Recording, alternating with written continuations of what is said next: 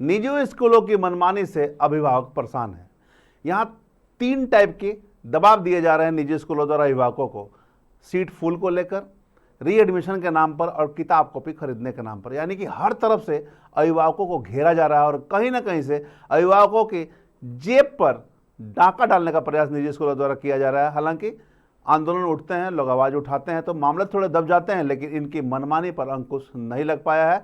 आज इन्हीं सब तमाम मुद्दों पर हमारे साथ स्टूडियो में चर्चा करने के लिए अभिभावक महासंघ के महासचिव मनोज मिश्रा जी और कुमार मधुरेंद्र जी जुटे हुए हैं। सीधे इन लोगों से जुड़ेंगे और समझेंगे कि सीट फुल या स्कूलों का जाल में कैसे लोग निकल पाएंगे और कैसे स्कूल पर शिकंजा कस पाएगी। बहुत बहुत स्वागत है आप लोगों का हमारे इस खास कार्यक्रम सीट फुल और स्कूल जाल में। बहुत बहुत धन्यवाद आपका। मनोज जी, एक चीज हम समझना चाहेंगे, अभी जितने भी निजी विद्यालय हैं अभिभावकों की जेब पर कैसे डाका डाला जाए उसका दिमाग लगा रहे, चाहे सीट फुल की बात करें या फिर रीएडमिशन की बात करें या फिर किताब कॉपी खरीदने की बात करें, क्या लग रहा है, कैसे इस पर अंकुश लगाने की जरूरत है? देखिए, हमें तो ऐसा लगता है कि निजी विद्यालय के सामने कानून भी हार चुका है।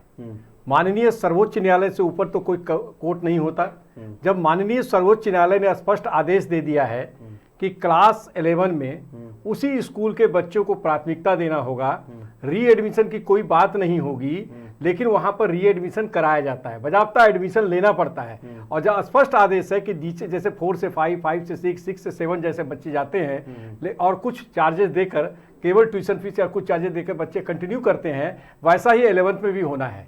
लेकिन ऐसा नहीं होता है। हाँ, जहाँ कहीं अभिभावक खड़े होते हैं, हम लोग उनको सारा दस्तावेज और आवेदन प्रोवाइड कराते हैं और जब वो स्कूल के ऊपर कार्रवाई के लिए आवेदन देते हैं तो उनका नामांकन हो जाता है, उनको सुविधाएं मिल जाती है। लेकिन सारे बच्चों से, सारे अभिभावकों से वसूल जाता है। जब ये सुप्रीम कोर्ट का आदेश है, एक नहीं 2-2 केस में आदेश है, उसके बाद झारखंड शिक्षा न्यायाधिकरण का 4-5 आदेश हो गया, झारखंड हाईकोर्ट ने भी सुप्रीम कोर्ट के आदेश पर हस्तक्षेप करने से इनकार कर दिया, तो फिर क्यों नहीं जिला शिक्षा पदाधिकारी के माध्यम से, उपायुक्त के माध्यम से हर साल हम लोग आवेदन देते हैं। लेकिन उनका ये रहता है कि अगर अभिभावक शिकायत करेंगे तो कार्रवाई करेंगे। नहीं, कहीं कहीं ऐसा तो सिचुएशन नहीं हो जाता है कि अभिभावक थोड़ा दबाव में आ जाते हैं कि उनके बच्चे वहां पढ़ रहे हैं, कल को उसको प्रेशराइज किया जाएगा, ये भी बातें सामने आती है। देखिए, अभिभावक, ये बात तो बिल्कुल सही है कि अभिभावक कहीं ना कहीं दबाव में आते हैं और उनको लगता है कि अगर हम उनके नीतियों का विरोध करेंगे, उनके मनमानी का विरोध करेंगे तो मेरे बच्चे पर उसका कुप्रभाव पड़ेगा। और इसका उदाहरण सामने हमारे मधुरेंद्र जी हैं। मधुरेंद्र जी के साथ भी इसी तरह का हुआ था कार्मल स्कूल में, और इनके बच्ची को नामांकन करने के लिए बाध्य किया गया था। शायद सब्जेक्ट भी चेंज करने के लिए दबाव था, लेकिन इन्होंने तो एडमिशन कराया। लेकिन जब वो पत्राचार की और सभी जगह भेजे, बाल अधिकार संरक्षण आयोग तक गया, और उसके बाद हस्तक्षेप करने के बाद जिला स्तर से तो नहीं हुआ, लेकिन जब बाल अधिकार से पत्र आया और उसके दबाव बना तो इनका वो पैसा को एडजस्ट कर दिया गया। तो अगर मधुरेंद्र जी को सुप्रीम कोर्ट के आदेश के आलोक में राहत दिया जा सकता है तो अन्य अभिभावक को क्यों नहीं? क्या था मधुरेंद्र जी, आपके साथ किस प्रकार के वाकये हुए थे? देखिए कि जैसे कि 11th में री एडमिशन होता है और चार्ज होता है, कुछ चार्जेज जो है, तो वो सब चार्ज का मैंने विरोध किया। तो उन्होंने कहा कि भाई नहीं, ऐसा कुछ नहीं है। फिर मैंने उनको सुप्रीम कोर्ट का आदेश का कॉपी भी दिया, तो बोले कि नहीं, हमारे यहाँ ऐसा नहीं होता है, हम बाध्य नहीं हैं, आरटी के लिए भी बाध्य नहीं हैं, हम मेरी स्कूल उसके में नहीं आती है, इसलिए आप ये सब चीज़ को हमारे पास ना दें। हमने कहा कि देखिए, नियम तो नियम है, न्यायालय, उच्चतम न्यायालय, सर्वोच्च न्यायालय से बड़े आप नहीं हैं, आपको ये करना होगा। उसके बाद हमने सभी जगह कॉपी उपायुक्त महोदय से लेके ऊपर सर्वोच्च न्यायालय तक को भी मेल किया, सभी जगह मेल किया, और जैसा बताया मनोज जी की बाल संरक्षण आयोग को भी किया। तो अंततः उस पर एक्शन मोड में आई, सभी लोग आए एक्शन मोड में, और अंततः वो हमारे फीस के अलावा और भी 2-4 जो गार्जियन मैंने दमखम के साथ खड़े रहे। देखिए, इसमें होता क्या है कि आप जैसा कि बता रहे थे मनोज जी कि लोग डर जाते हैं। डरना देखिए, डरने का लाजमी है कि हमारे बच्चे गलत संगत में हैं, गलत कुछ करेंगे, तब हम डरें। जब मेरे बच्चे में कोई ऐब नहीं है तो हम क्यों डरें? मेरे बच्चे को वहाँ पढ़ाने के लिए हमने भेजना है, पढ़ाई में वो अव्वल हैं, पढ़ाई कर सकते हैं, तो फिर हम नहीं डरें। पढ़ाई में अव्वल नहीं है, फिर भी आप पैसा देकर पढ़ा रहे हैं, हराम में तो पढ़ा नहीं रहा है स्कूल। नहीं, वो चीज़ नहीं है। एक होता है ना कि हाँ भाई, मेरे बच्चे के लिए कोई इनोसेंट करते रहते हैं, कोई इनोसेंट के बचपना में भी करते रहते हैं, तो उनका वो मौका रखते हैं कि हाँ आपके बच्चे ये डिस्टर्बेंस पैदा करते हैं। जब हम सभी जगह सही हैं, हमारे बच्चे कोई इनोसेंट क्रिएट नहीं करेंगे, तब फिर हम और क्या डरें, हम सभी से लड़ेंगे और जीत पाएंगे। और मैं जीत पाया, और उसे क्या, दूसरे स्कूल में भी मैंने जीत पाई है। उससे पहले मेरे बेटा, हमको लगता है कि दिल्ली पब्लिक स्कूल में भी यही सिचुएशन आई थी, लेकिन अब तो सुनते हैं कि दिल्ली पब्लिक स्कूल चेंज भी कर दिया अपना मोटो। पहले वो मोटो वो भी रखा था ऐसा, उनके यहाँ भी फीस नहीं, हमने नहीं दिया रीएडमिशन का, इसी सब आधार पे। उसमें तो मतलब आम पब्लिक, चाहे आम जो अभिभावक है, उनको आगे बढ़कर आवाज उठाना होगा। एकदम 110%। वो नहीं उठाते हैं, वो मूर्खता है उनकी। इसीलिए ना कल आप लोगों को शायद आपके चैनल के माध्यम से हम देख रहे थे कि उपायुक्त महोदय बोले कि उपायुक्त का किसी का अभिभावक का कंप्लेन नहीं आता है, तो उनके पास भी एक जगह मिलता है बोलने का कि अभिभावक का कंप्लेन नहीं आया। लेकिन आप तो वो अधिकारी हैं कि आप खुद एक्शन ले सकते हैं, आपके क्षेत्राधिकार में ही स्कूल चल रहा है। जब तक शिकायत नहीं आएगी, लोग कैसे एक्शन लेगा? शिकायत आएगी तभी तो एक्शन आप होगा। तो माध्यम बने ना सर, आपके न्यूज का माध्यम बना ना, तो उसका तो वो जांच कराएंगे, वेरिफिकेशन कराएंगे कि न्यूज आपने जो चलाई है वो 100% सत्यता प्रकट कर रही है, तो उसका वो जांच कराएं, संबंधित स्कूल से रिपोर्ट मांग लें, उसमें तो कोई दिक्कत नहीं है, वो तो उस कुर्सी पे हैं। नहीं, उस न्यूज के बाद अधिकांश स्कूलों ने लिस्ट जारी कर दिया। तो कहीं ना कहीं लीपापोती का काम करने का प्रयास स्कूलों ने किया है। हाँ, तो वही चीज है, वही ना। दिसंबर महीने में एक चिट्ठी आया हुआ था राज्य से, कोई अभिभावक शिकायत किया था, वहाँ से जांच करने के लिए भेजा गया। जिला शिक्षा पदाधिकारी को भी आया, जिला शिक्षा पदाधिकारी से हम लोग ने मिला और उनको बताया कि री एडमिशन का मतलब नहीं है कि उसमें लिखा हो री एडमिशन, जिसको आप लोग तलाश करते हैं। अब री एडमिशन का नाम बदल गया। हर वो शुल्क जो बच्चों को जो सुविधाएं दी जा रही है, उसके अगेंस्ट में जो उनका खर्च आ रहा है, उसके पैसे के अलावा जो सरप्लस मनी का कलेक्शन किया जाता है, चाहे जिस हेड से, वही री एडमिशन चार्ज है। एक दूसरा, आप जो कुछ स्कूलों को भेज दिए और स्कूल के समाचार पत्र के माध्यम से, प्रिंट मीडिया के माध्यम से जानकारी प्राप्त हुई, को कहते हैं कि हम कोई री एडमिशन चार्ज नहीं लेते हैं। तो सर, जो जांच प्रतिवेदन आप बनाएंगे या जो भेजेंगे, उसकी एक कॉपी हम लोग को उपलब्ध करा देते, या हमारे पक्ष को भी जान लेते। तो उनका कहना था कि आप किस जुडिक्शन के तहत मांग रहे हैं, आप इसमें कैसे पार्टी हैं। तो जिला शिक्षा पदाधिकारी का इस तरह के शब्दों का इस्तेमाल करना, इससे प्रतीत होता है कि निजी विद्यालय और शिक्षा पदाधिकारी दोनों के बीच तालमेल है। जब जिला शिक्षा पदाधिकारी ही ट्रांसपेरेंसी नहीं बरतेंगे, केवल बंद लिफाफे में दस्तावेज तैयार करके रांची भेज देंगे, आप आरटीआई लगाइए। आज आरटीआई का ये हाल है कि पूरे राज्य में कोई भी पदाधिकारी नहीं डरता। वो ये बात जानता है कि अधिक से अधिक क्या होगा, सेकेंड अपील। फर्स्ट अपील में चूंकि उसी के डिपार्टमेंट अधिकारी होते हैं, वो कोई सुनवाई नहीं करते। तो ये कहीं ना कहीं अभिभावकों के शोषण का सबसे बड़ा जिम्मेदार अगर कोई है तो जिला प्रशासन और शिक्षा विभाग है। स्कूल तो मनमानी करेगा, निजी विद्यालय मतलब व्यक्तिगत विद्यालय भी है, और कुछ स्कूल ऐसे हैं जो स्वयं अध्यक्ष हैं, स्वयं का आदमी सेक्रेटरी है, स्वयं का आदमी उसमें अन्य पदाधिकारी है, और स्कूल अपनी मर्जी से चलाता है। अब देखिए फीस का मामला है। जब इतने लंबे संघर्ष के बाद 2008 से जो लड़ाई प्रारंभ किया था हम लोगों ने, उस लड़ाई का ये सर हुआ कि झारखंड शिक्षा न्यायाधिकरण संशोधन अधिनियम 2019 लागू हुआ। उसमें स्पष्ट प्रावधान है कि आप 10% से अधिक फीस नहीं बढ़ाएंगे। 10% से अधिक अगर बढ़ाएंगे तो जिला स्तर पर जो शुल्क कमेटी है वहाँ से अप्रूवल लेना पड़ेगा, और विद्यालय के स्तर पर भी शुल्क कमेटी का गठन होगा, जिसमें टीचर भी रहेंगे, पेरेंट्स भी रहेंगे और स्कूल प्रबंधन भी रहेंगे। वो स्कूल में ही कमेटी नहीं, उसके इतर ये है, और वहाँ पर निर्णय होगा, और वो सब जगह का अलग अलग। आप ये बताइए, अगर इतने ही अच्छी तरीके से व्यवस्था है तो क्या टाटा डीएवी स्कूल जामाडोवा या बरोड़ा डीएवी स्कूल का जो फी स्ट्रक्चर है वही कोयला नगर का होगा? इंफ्रास्ट्रक्चर, आधारभूत संरचना जैसे कहते हैं, अगल बगल का वातावरण, सोर्स ऑफ इनकम, टीचर का क्वालिटी। अब आप जाइए, ऐसे भी स्कूल हैं जो कहते हैं कि हमारा मतलब हम 12 सब्जेक्ट आपको ऑफर कर रहे हैं। अब 12 सब्जेक्ट यानी +2 में तो 12 पीजीटी होना चाहिए मिनिमम, ऐसे तो 18 होना चाहिए, हम 12 ही मानते हैं। और सीबीएसई के सोचिए, सीबीएसई भी कैसे इन्वॉल्व है उसमें। सीबीएसई के वेबसाइट पर डाला गया है ओएसिस डाटा में कि 6 पीजीटी हैं, और जब हकीकत में उसकी जानकारी ली गई और दस्तावेज के सामने हमने एप्लीकेशन दिया, आगे करा कंप्लेन, तो वहाँ एक भी पीजीटी नहीं है। अब टीजीटी जैसे उनके पास 28 टीजीटी होना चाहिए या 22 टीजीटी होना चाहिए, उनके पास मात्र 3 टीजीटी हैं। यानी 6 से लेकर 10 तक जो पढ़ाएगा वो टीजीटी होगा। तो जितना सेक्शन है उसका 1.5 गुना टीजीटी होना चाहिए। उसी तरह नीचे के कक्षाओं में क्लास 5 तक बाल वाटिका 1 से लेकर 5 तक जितना सेक्शन है उसका 1.5 गुना पीआरटी होना चाहिए। ऊपर में जाइए तो जितना ऑफर करते हैं सब्जेक्ट उतना होना चाहिए। हर 500 बच्चों पर एक फिजिकल टीचर होना चाहिए। हर स्कूल में, आपके पास वेबसाइट है, आप खोल के देख लीजिए, हर स्कूल में स्पेशल एजुकेटर होगा, काउंसलर होगा। किसी भी विद्यालय में, एक दो छोड़कर किसी भी विद्यालय के पास स्पेशल एजुकेटर नहीं है, काउंसलर नहीं है। हर 500 बच्चे पर एक फिजिकल एजुकेशन टीचर होना चाहिए, नहीं है। जबकि हमसे पूरा पैसा लिया जाता है। तो जब आप उसके नाम पर पैसा ले रहे हैं तो वो सुविधा हमें क्यों नहीं दे रहे हैं? ये तो सीधा उपभोक्ता का मामला है। नहीं, सही कहा आपने। मेरा कहने का मतलब है धनबाद में डीएवी स्कूल हो गया, दिल्ली पब्लिक स्कूल हो गया, धनबाद पब्लिक स्कूल हो गया, राजकमल सरस्वती सिद्धू विद्या मंदिर हो गया और संत जेवियर हो गया। हाँ। आमतौर पर 12th की पढ़ाई इन्हीं सभी स्कूलों में होती है। हाँ। तो जो बच्चे अध्ययनरत हैं वो तो ऑटोमेटिक प्रमोट होने चाहिए। Automatic promote. उनके सामने तो विकल्प नहीं होना चाहिए कि नहीं आप साइंस लो, आर्ट्स लो, कॉमर्स लो। नहीं। उनकी मर्जी के अनुसार उनको मिलना हाँ, चाहिए। हाँ। लेकिन यहाँ पर भी स्कूलों की मनमानी की बातें सामने नहीं, वहाँ पर एक है कि जब बच्चा 11th में जाता है, मान लीजिए क्लास 10 में उनके पास 400 बच्चे हैं, अब उनके पास 150 सीट कॉमर्स का, 150 साइंस का और 150 आपका आर्ट्स का है। तो अब 400 बच्चे का मान लीजिए उसमें से 350 बच्चा या 400 बच्चा पास कर गया, तो 400 का सब साइंस चाहेगा तो उसको तो नहीं मिलेगा, या सब कॉमर्स चाहेगा तो नहीं मिलेगा। तो वहां पर दिया गया है दो तरह का चीज। फाइनली एडमिशन होना है जो बोर्ड का रिजल्ट होगा उसके माध्यम से। तो बोर्ड में जो आपके अपने स्कूलों से सभी बच्चों से आप एप्लीकेशन इनवाइट करेंगे। अब मान लीजिए आपके पास 150 सीट साइंस का है और आपके पास आ गया 180 अपने स्कूल के बच्चों का, 180 एप्लीकेशन।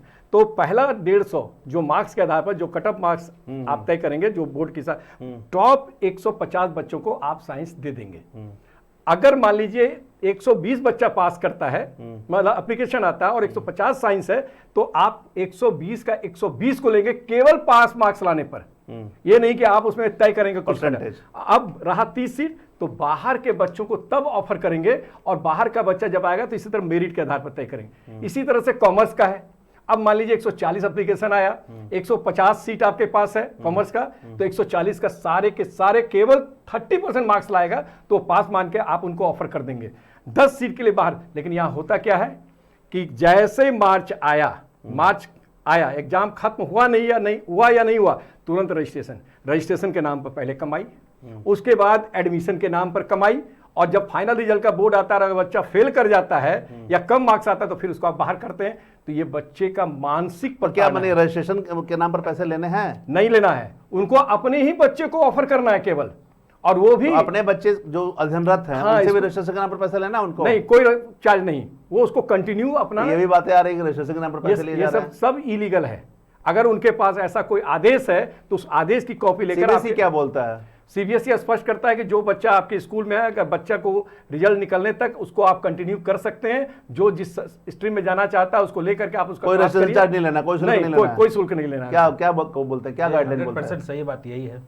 इसके बावजूद भी तो लोग ले रहा है, स्कूल ले रहे हैं तो गलत है, और उसे लोगों को गार्जियन को आगे आके बताना होगा कि आपको नहीं लेना है, उसका नहीं तो संघर्ष करना होगा। नहीं तो हम लोगों को बताएं, मनोज जी को बताएं, आपको बताएं कि हाँ सर ले रहा है, तो आप जाके उनसे पूछेंगे। तो मैंने कुल मिला के अगर ये बातें आती है तो आप लोगों का आंदोलन रहेगा। एकदम हम लोग तो लगातार संघर्ष कर रहे हैं, अपने बच्चों के समय से शुरू किए आज तक किए। और स्कूलों को तकलीफ ये है कि वो कहते हैं मनोज जी का तो कोई बच्चा नहीं है, उनको पता नहीं है कि हमारा कोई यूनियन नहीं है बीसीसीएल का, कि बीसीसीएल के कर्मचारी हमारे मेंबर बन सकते हैं। हम एनजीओ हैं, नॉन गवर्नमेंट ऑर्गेनाइजेशन। इसके लिए डीएवी कोयला नगर ने हम लोगों की शिकायत की थी, और तत्कालिक एसडीएम साहब जो थे, जो डीएवी ढोरी से उनका संबंध था, बाद में पता चला संबंध था, उन्होंने एक इंक्वायरी अपने स्तर पर बैठा लिया और हमारे संगठन की जांच करने लगे। जब हम लोग सारे दस्तावेज दिए और बताया कि हम एनजीओ हैं और हम रजिस्टर्ड एनजीओ हैं और एनजीओ के रूप में काम करते हैं। नाम का जहां तक प्रश्न है, अगर नाम अभिभावक महासंघ नहीं रख सकते थे तो सरकार को या विभाग को चाहिए कि बोलता कि आप अभिभावक हैं। आप लोगों की बातें, आप लोग जो आंदोलन करते हैं वो क्या लगता है कि धरातल पर सफल हो पाता है?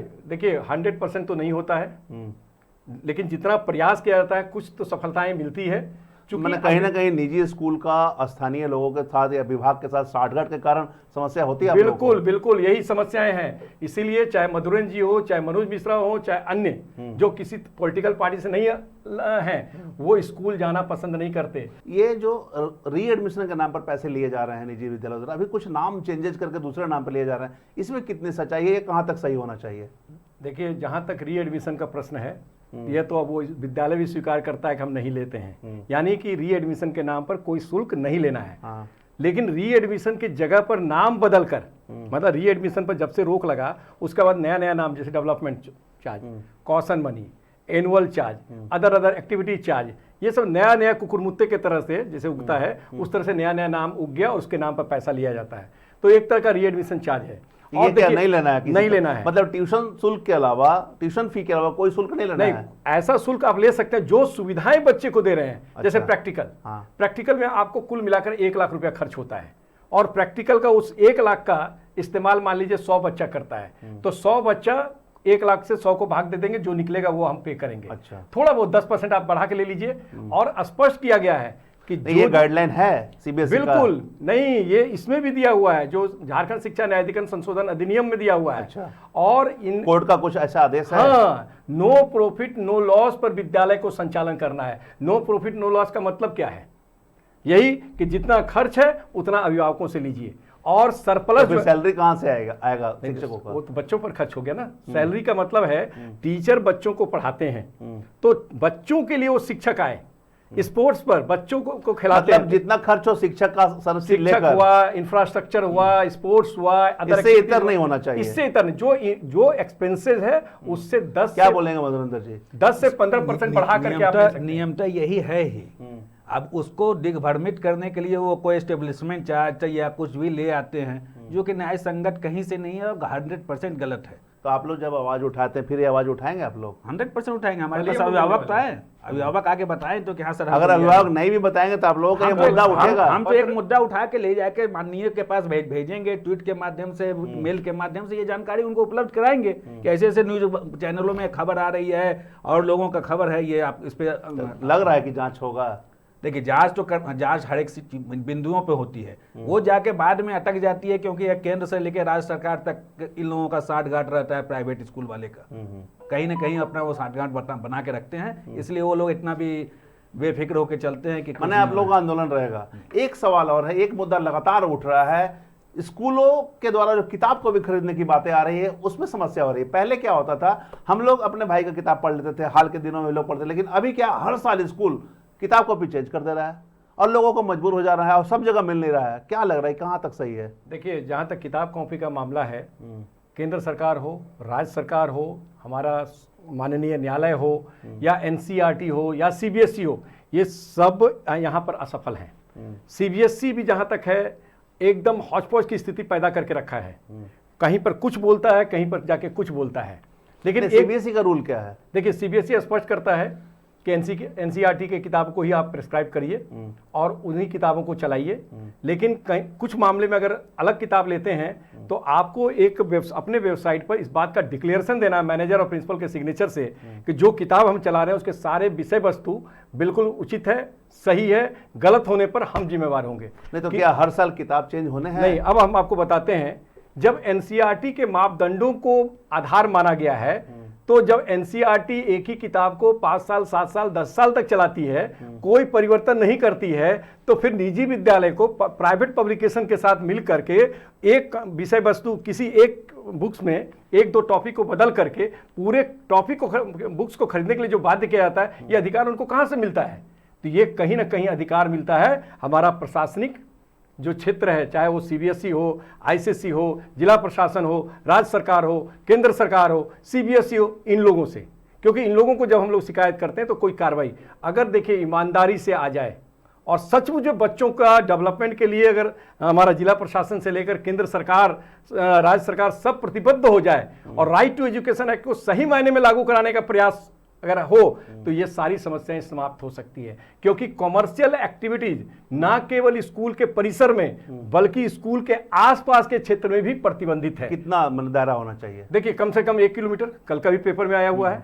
दूसरा, नहीं, दूरी पेपर छोड़ दीजिए, रूल क्या है? सुनिए, दूरी भी उसमें स्पष्ट किया हुआ है कि इनको समय रहते सारे बुक्स को अपने वेबसाइट पर पब्लिश करना है और ये समय रहते, यानी कम से कम सत्र प्रारंभ होने से काफी मतलब पहले। अभी 1 अप्रैल से अगर सत्र प्रारंभ होगा तो कब करना चाहिए नहीं, था? नामांकन प्रक्रिया आप अक्टूबर से स्टार्ट करते हैं। हाँ। अक्टूबर महीने में ही बुक लिस्ट को पब्लिश कर देना चाहिए। अगर उसके खिलाफ हमें आपत्ति करना होगा, हमें कोर्ट जाना होगा, तो हमारे पास इतना समय होना चाहिए, जाना चाहिए। और स्कूल तो नहीं करते हैं पब्लिश, अक्टूबर में प्रक्रिया प्रारंभ हो जाता है हाँ। और कहीं पर उसका जिक्र नहीं होता है, तो इसका मतलब है कि पूरे तरह से मिली भगत है।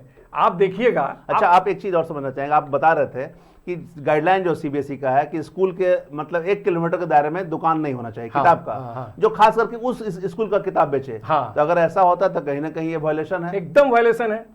आखिर स्कूल के आस, एक तो बुक लिस्ट पब्लिश नहीं है, स्कूल के आसपास किताबें हैं, गेट पर खड़ा होकर पर्ची लेके देता है, चले जाइएगा उस स्कूल में। अभी इतना हो गया कि स्कूल में रिजल्ट के साथ उसमें डाल करके किसी स्कूल का नाम नहीं बताता है, लेकिन स्कूल गेट के बाहर जब आइएगा तो उसका एक एजेंट खड़ा होता है, लोगों सबको देता है। को किताब में डिस्काउंट भी नहीं मिलता। मधुरेंद्र जी क्या कहेंगे, मतलब कि कहीं ना कहीं स्कूल और किताब जो पब्लिकेशन से मिली भगत है? देखिए, निश्चित तौर पे कहीं न कहीं इसमें झोल फास है ही, और झोल फास होने का कारण है कि देखिए पब्लिशर से वो मिल के किताब बनवा रहे हैं, लेकिन जब वो क्या नाम है कॉपी के दायरे में आते हैं, कॉपी में तो मार्केट में 25% डिस्काउंट है। किताब में नहीं दे रहे हैं तो कॉपी में तो कम से कम वो 25% 30% दें, और वो ये भी नहीं कहें कि हमको कॉपी भी आपको हमारे यहाँ से ही लेना होगा।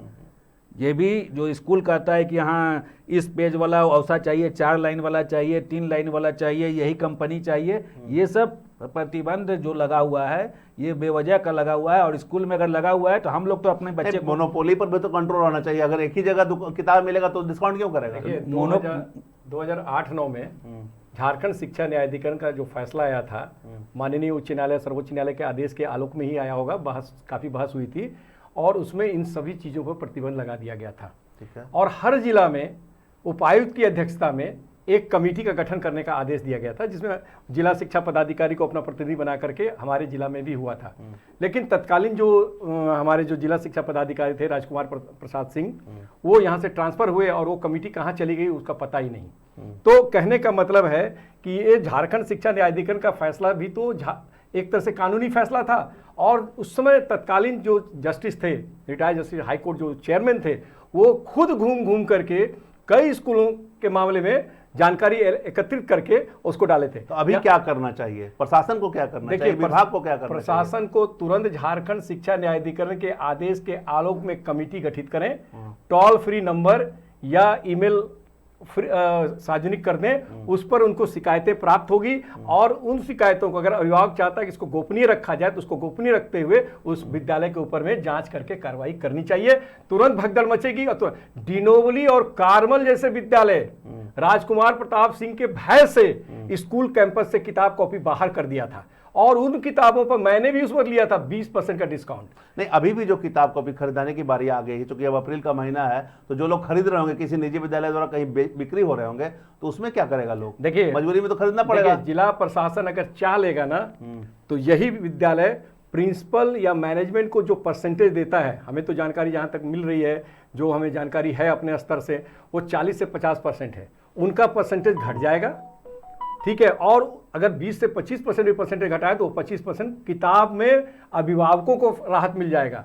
दूसरा, जो मधुरेंद्र जी ने ठीक कहा, स्टेशनरी आइटम हो, कॉपी हो, कॉपी में 25 से 30% का कमीशन है, स्टेशनरी आइटम में 40% का कमीशन है। तो हम नटराज का ही पेंसिल लें, दूसरा का नहीं लें, हम इसी का कॉपी लें। मतलब अभिभावकों को आगे आना होगा कि हम एक जगह से नहीं लेंगे और जगह उपलब्ध कराइए आप किताब कॉपी, और अक्टूबर महीने में ही पब्लिश करिए। अब तो विलंब हो गया, लेकिन अभी तो विलंब हो गया, लेकिन अब इसकी शुरुआत की जाए। एनसीईआरटी प्राथमिकता हो, रेफरेंस बुक जो है बाद में अभिभावक अपनी इच्छा से या स्कूल के सलाह से ले सकते हो। आप लोगों के पास कंप्लेन आएगा तो आप लोग इसमें पहल बिल्कुल नहीं, हम लोगों ने पूरी तैयारी कर ली है, पत्र बना हुआ है। उपायुक्त महोदय लगातार कार्यालय में उपलब्ध नहीं हो पा रहे हैं, क्योंकि ईद का पर्व था, उसका रामनवमी का पर्व आ गया। हम लोग सोमवार से प्रतीक्षा कर रहे हैं, कल संभवतः फिर एक बार प्रयास करेंगे। अगर मुलाकात हो गई तो जरूर मिल करके हम लोग सारा इन्फॉर्मेशन प्रोवाइड करेंगे। इन मामलों पर आप लोग तैयार हैं आंदोलन करने के लिए? क्या मनोज जी क्या कहेंगे? 100%। चलिए, तो चर्चाएं होती रहेगी लगातार स्कूल के खिलाफ, यानी कि निजी स्कूलों के खिलाफ शिकंजा कसने की कवायद की जाएगी। लेकिन अपने अभिभावकों को हम बता दें, जो हमारे दर्शक हैं अभिभावक के रूप में, उनको हम जानकारी दे दें कि किताब और कॉपी अगर कहीं चिन्हित जगह पर खरीदने के लिए आपको बाध्य किया जाए तो आप आवाज़ जरूर उठाएं और इसकी शिकायत शिक्षा विभाग, जिला प्रशासन से जरूर करें। हमें भी इसकी सूचना दें ताकि आपकी आवाज़ को प्रमुखता से दिखा सके और वैसे स्कूलों पर शिकंजा कसा जा सके जो आपकी जेब पर डाका डालने की कोशिश कर रहा है। चूंकि जो नियम है वो नियम है, किताब कहीं से भी खरीद सकते हैं, एनसीईआरटी की बुक होनी चाहिए, किसी प्राइवेट पब्लिकेशन के दबाव में आकर किताब खरीदने की जरूरत नहीं है और आपको डिस्काउंट मिलना चाहिए जो आपका हक है। अगर ये नहीं मिल रहा है तो ये गलत है। तमाम शिक्षाविदों से भी हमने बात किया, अभिभावक महासंघ के लोग हैं, ये लगातार आंदोलन करते आए हैं, इनसे ये वार्ता हुई है और इनके पास भी शिकायत कर सकते हैं आप। आपके नाम को गुप्त रखा जाएगा लेकिन आंदोलन जारी रहेगा। जिला प्रशासन, शिक्षा विभाग के पास लिखित शिकायत कर सकते हैं, हमें इसकी जानकारी दे सकते हैं। आपकी आवाज़ को मुखर होकर उठाएंगे और निजी विद्यालयों की मनमानी पर शिकंजा कसने में सब लोग एकजुट होकर एक प्लेटफॉर्म पर आकर कार्रवाई करेंगे। बहरहाल चर्चाएं होती रहेगी। लगातार निजी स्कूलों के जाल में जो अभिभावक फंस रहे हैं उन्हें निकालने को लेकर हमारे खास कार्यक्रम मिरर मीडिया ने मुहिम चला रखी है और इस पर चर्चा लगातार होती रहेगी और जब तक निजी स्कूलों की मनमानी पर अंकुश नहीं लग जाता तब तक हमारा यह कार्यक्रम चलता रहेगा। बने रहे मिरर मीडिया के साथ।